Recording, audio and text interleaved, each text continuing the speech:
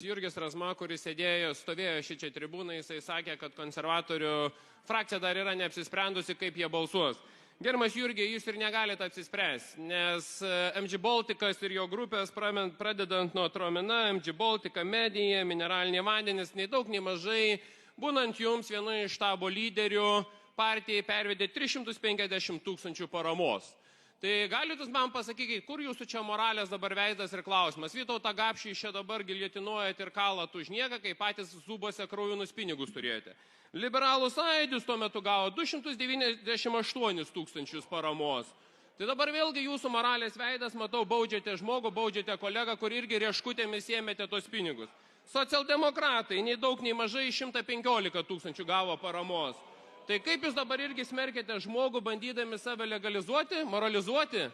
Kolegos, atsisukite savo veidrodį. Jeigu kalbant toliau, aš jums pateiksiu dar įdomesnės statistikos apie draugus konservatorius ir jų ryšius su MG Balticu.